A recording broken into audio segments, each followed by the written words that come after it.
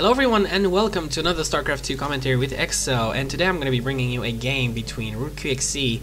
Yes, it's QXC again. Yes, I can't do anything about that. There's just a lot of replays with him coming out and they're all pretty good. I mean, all the games I've covered of him, at least the replays I've chosen, have been really great. So here we go, another game with QXC spawning as the red Terran at the 7 o'clock position, and here we go, we have EGInka spawning as the blue Protoss at the 2 o'clock position.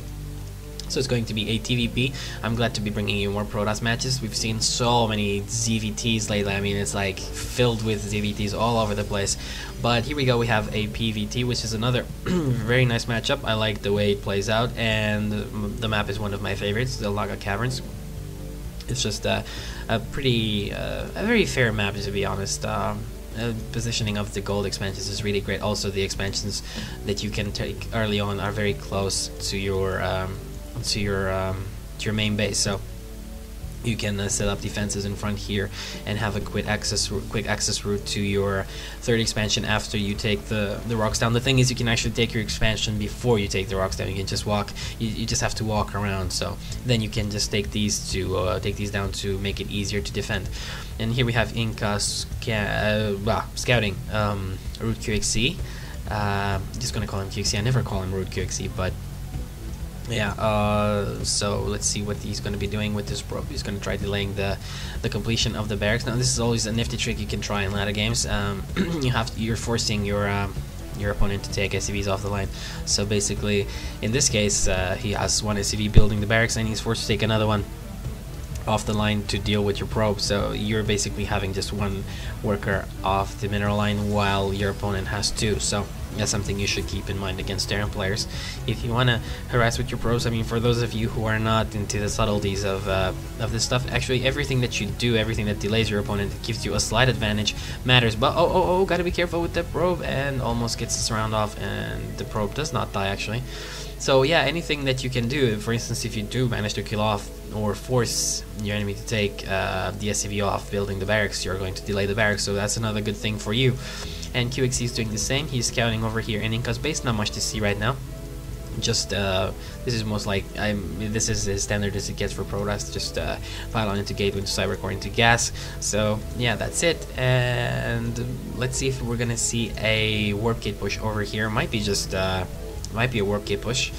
Let's see if he does. There we go. The warp gate research is on the way. Now the thing is, this doesn't mean that it's necessarily very all-in or very committed or warp gate push.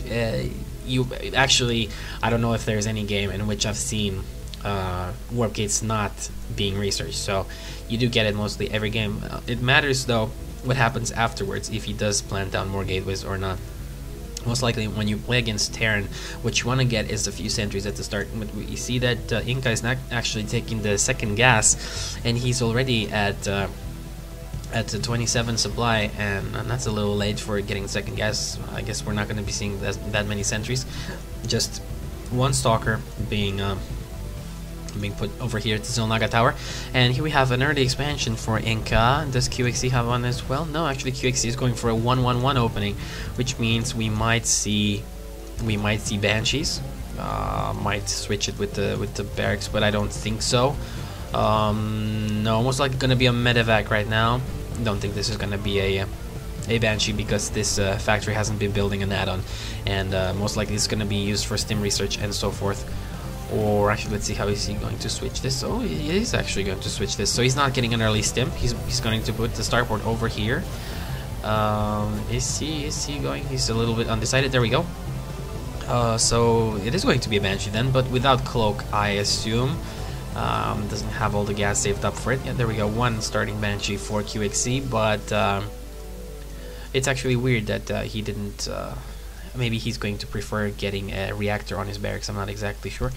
Oh, he's actually researching cloak as well. So this is a little bit odd from QXC. Not sure why he's doing this. Most likely because he was scouted out early, and his opponent had no real idea. If we look over here at Inka's information and what he sees, he doesn't even see the factory. He just sees one barrack. So probably assuming that QXC is going to go for a lot of infantry, but now he does see the Helion. Obviously knows there is a factory out for QXC. Now there's one Banshee out for QXC already, and Cloak is almost done, but he's going to start sending the Banshee on the way already because there's a long distance up to his opponent's natural. And actually that Helion did a really good job over there by killing that probe, denying scouting information for Inka. And here we have a command center on the way for QXC as well. He's going to be expanding at his natural very soon. These stalkers in place over here to keep vision over there. Oh, and here we go. Let's see if this Cloak is almost done. And not sure if QXC should be doing that. Might as well have gone for the probes. And he does have Cloak right now. Is there an observer out there? No, actually. Here we go. There's an observer. So this is not going to be able to do that much. The observer is out. Got to be careful with his Banshee. Doesn't want to lose the Banshee. Banshee is really good unit to keep. I mean, you don't want to commit with it all the way because could actually take it out. I think if taking it out if he followed with the stalkers. But the thing is with the Banshees, you just don't want to sacrifice them.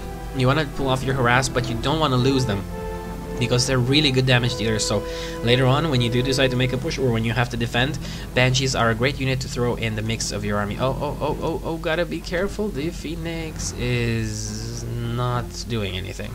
Disappointing. And it is going to die most likely.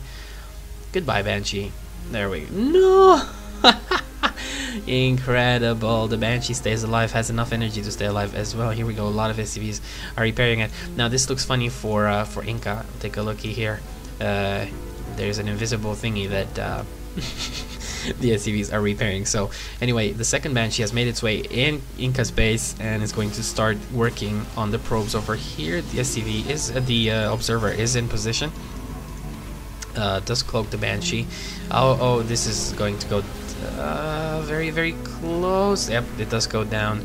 So the Banshee does go down. Here we have a Phoenix, most likely going to be used for scouting first of all. But Inka did see most of what QXC is doing. Now QXC is transitioning into tanks as well. There's quite a few tanks. There's 2 out and 1 more on the way. So most likely going to be a marine tank composition. Now let's see how Inka is going to respond to that. Usually you get a lot of charge lots against marines and tanks. You want to get a lot of charge lots. So here we go. The Twilight Council is out. Let's see if he's going to be researching charge. Soon he's going to have the gas to do it. And let's see, does he get charge? There we go, charge going up almost instantly. So indeed, very nice play from Inka, responding to QXC's army composition. And the thing is, people don't really want to think in terms of counters and stuff, but sometimes it just is that way. For instance, charge lots are great against marines and tanks, and you have some immortals in the back or some stalkers, and that's it to finish off the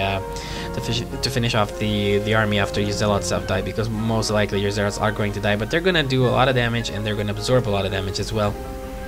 Now siege mode is on the way for QXC. It's almost done, and charge is halfway done for Inka. Inka getting a lot more gateways. Wow, Inka is actually committing to a lot of gateway play this game, and QXC is not really doing his usual Marine Marauder Medivac composition. Actually, are there any Medivacs out yet?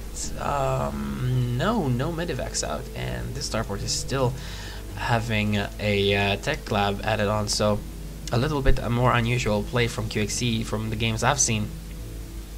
He doesn't really get he gets a lot of barracks. I mean, he gets there we go, more barracks being added on right now, so I guess he's proving me right, and he's getting a lot of marauders, which is a good idea.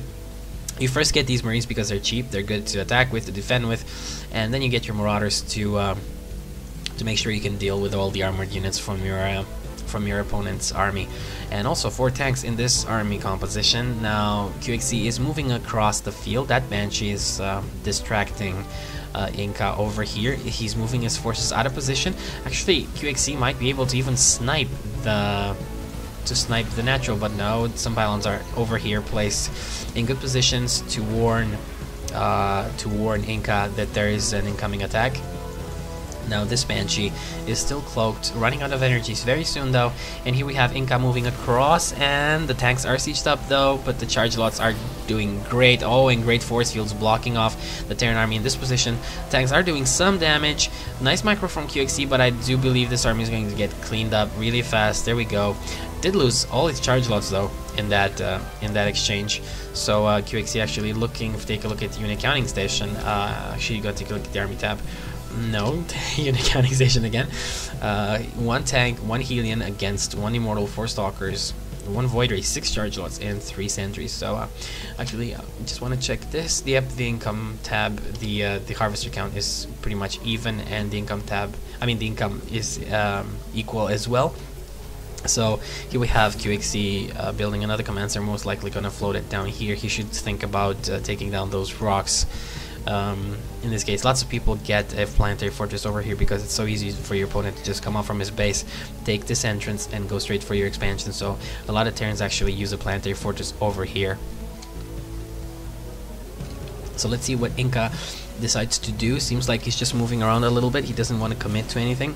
Just took down these rocks over here and might just take his gold expansion very soon. And this is how many gateways? 6 gateways and 1 starboard right now.